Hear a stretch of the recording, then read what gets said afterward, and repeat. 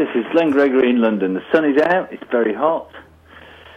Maybe 75 degrees. It sounds pretty good, actually. It's the first hot day we've had all bloody summer. Well, are you recording something at the moment? Are you in the studio putting something together? Yeah, I work pretty much almost every day in the studio with one project or another. I've got a studio at the back of my house in the bottom of the garden, and I can creep down there any time, day or night, and do some work. It's really handy. It's really good. Yeah, you can work at any pace you like. Yeah, exactly. And experiment as much as you want. Absolutely. In fact, I've been doing some film editing today in here. So, it all goes on. Very, very cool. Well, I hope you don't mind, but I'd like to take you all the way back to the beginning. Okay. I remember it. Through the vague mists of time, I am beginning to remember it. This is your life. No, actually, I just want to talk about the formation of Heaven 17. I think everybody knows the story. Yeah. That either you had seen the movie A Clockwork Orange or had read the book A Clockwork Orange. Kind of both, really. Yeah. And it all started. You know that Martin and Ian were from the Human League. And yes. The Human League split, and basically what had happened was I was a photographer at the time, and I was taking pictures of bands, and I had an assignment because I'd moved down to London, and I was living in London, and I had an assignment to go back to Sheffield and take photographs of Joe Jackson, actually, in Sheffield for Melody Maker magazine. And so I phoned Martin up, and I said, listen, I'm going to be in Sheffield this weekend. Do you fancy meeting up for a drink? And he said, yeah, I'd love to see you. And so we met up in a pub, and he was kind of asking me loads of questions, He said, are you happy where you are? You enjoying what you're doing? What's happening? And then I said, why are you asking me all these questions? And he just said, well, the thing is, I'm thinking of leaving the Human League, and I think Ian's going to come with us, and we wondered if you'd like to come up and be, and sing with us in a new band. And that was Friday, and we finished the pictures, got drunk, and by Tuesday I was back in Sheffield, and we were recording Fascist Crew Thing by the end of the week, I think. Wow. So, and we had a list of names that we liked. A couple of them were okay, but Heaven 17 kind of stood out as one that all three of us liked. But we were almost called Goggly Gogoil, or the Word Masters. That was another one that we were almost called. I'm surprised that other bands didn't follow your lead and pick those other names. Yes, exactly.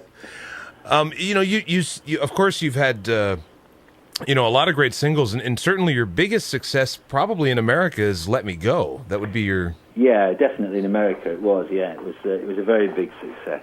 And oddly enough, over here, not as big a success. The one in England that seems to just keep coming back is Temptation. Oh, absolutely. It's on a 10-year cycle. Yeah. It just keeps coming round again. It's funny because we're doing a tour with the Human League and ABC at the end of the year. Mm-hmm.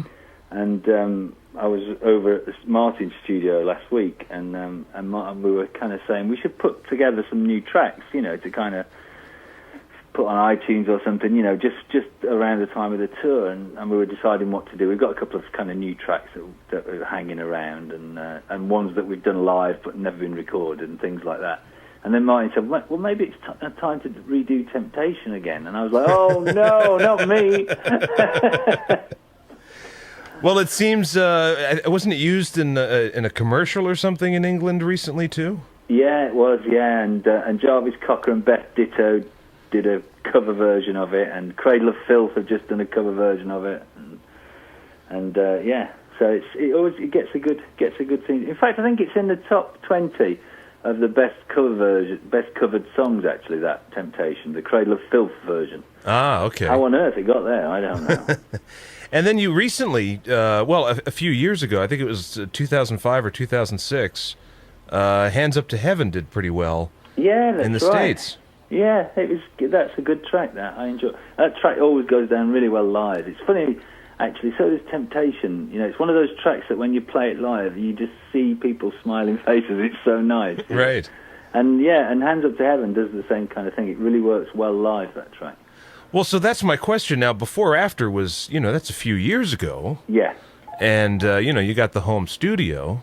Yeah. So, and you're thinking about new tracks. So what about I'm putting you under pressure here, but what about a full-length Heaven 17 record in the... Yeah, I think the way to approach a full-length Heaven 17 record would be the way that we're doing it now, would be to kind of vaguely murmur about doing a few tracks and get it together, because what happens is if we start putting... if we start really thinking about it, we just end up never doing anything. So it's much better these days, I think, that, maybe I'll do a couple of tracks here and then take them to Martin's and do the vocals over at Martin's, and he might have a track and say, you sing a vocal on this. I think that's the way to go, really. I think these days, albums kind of aren't so, you don't have to sweat over 12 tracks these days to put an album out. That's true. Really. You can... I miss it, to be honest, sweating over 12 tracks, but, these days we can put 5 or 6 tracks and put it on iTunes and see if, the fans are interested, see if anyone's interested. It's a different place to be at the moment. It seems like now we're moving towards a kind of almost singles culture, almost like the early 60s in a way. Yeah, it is in a way, isn't it? Yeah, definitely. I'm really happy that I'm not in a young band at the moment, because... You get a whack at a single and maybe a second release, but if nothing happens, if nobody bites, then you're left, you're gone, Yeah. We always say in the States, with bands now, it's one and done. You get your one album, you get your buzz, and then, then the label says, well, okay, that's it. We'll move on. Getting back to the very beginning of Heaven 17, what were you listening to growing up that informed your style singing-wise? Well, kind of, I guess it's a mixture between things like glam rock, Mark Bolan, T-Rex, Roxy Music, Brian Ferry, very influential, David Bowie, of course, mm-hmm. And then a little bit more kind of, rock as well, Atomic Rooster, bands like that, and then even... But then mixed in, there was quite a lot of kind of dance, like black dance music. Right, sure. A lot of funk. I mean, when we started Heaven 17, we thought we were kind of black funksters, we were completely wrong, way off line. But that's where we were heading, Right. What came out was a kind of hybrid. But it was okay. You've also got the distinction of singing on, perhaps one of the most famous records of all time.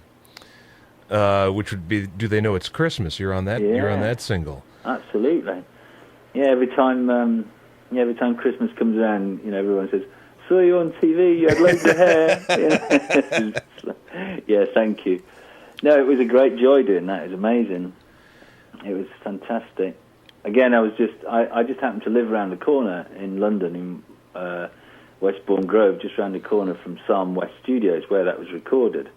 And Midge called me up that morning and said, "Glenn, can you come?" Because I'm a friend of Midge's. And he said, "Can you come down and do some singing for me on this track?" And I just thought he was making a track. He didn't really go into what it was. Right. So I just kind of wandered around, and I'd got a bit of a hangover, and I remember I was drinking a bottle of milk as I turned the corner. And as I turned the corner, there was just paparazzi by the score and limos turning up and all these pop stars getting out. I was like, what's going on here? So I kind of quickly hid my milk behind a garden hedge and wandered in, and the rest is history. Everybody was there. That's amazing. You were friends with Midge, right? Yeah, I've known Midge. I can't, but I'm not for years. I bumped into him in a Japanese restaurant in the Hilton, and I was with my girlfriend, and he was with his, and we kind of kept looking at each other in 1980s style, right. Out of the corner of the eye, yeah, I know who you are, yeah, you're short, fuck you, yeah. And he's looking at me going, yeah, my girlfriend's nicer than yours, yeah. But we kind of came together over some sake, and we ended up back at his house, got rolling drunk, and we've been really good friends ever since. It's cool. Your favorite record out of all the Heaven 17 records, and I should mention that they re-released a few years ago. Yeah. With bonus tracks and all that. Out of all of the Heaven 17 records, which would you consider your favorite or the definitive Heaven 17 album? I would think it would be... Well, it's hard to say because Temptation kind of comes close because, everybody loves it. But I think, honestly, really, the one that I can stand listening to still, and I really like, is Let Me Go. All right. It is just, and also, which is really odd, actually, because only earlier today, I was trying to learn the chords on guitar to play it, because it's quite a hard kind of jazzy thing to play. Yeah. It almost seems like the song is almost like two ideas together, It is. Well, it did actually come about. We got the melody, the da da da da da da da da da da da da da, and it was very kind of beautiful and slow and stringy, and what a lovely kind of almost 60s, melody. It's lovely, and in fact, Amy Winehouse should cover it, shouldn't she? And then as the time went on, as songwriting process went on, we kind of got it. It moved on a lot, and it kind of changed, and it was kind of lost a little bit. So it was a kind of two-tier process, really. Yeah. Well, listen, Glenn, this has been great talking to you, and I'm glad we were able to do it. Yeah, I'm very glad. I'm very sorry I forgot to send you my number the first time. No, that's all right.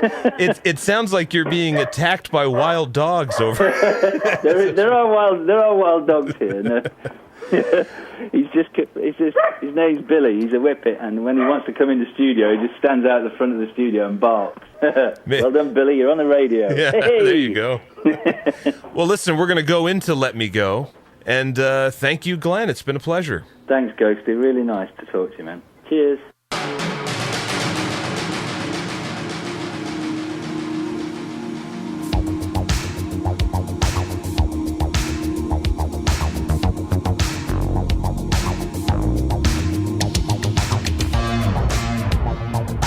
Once there was a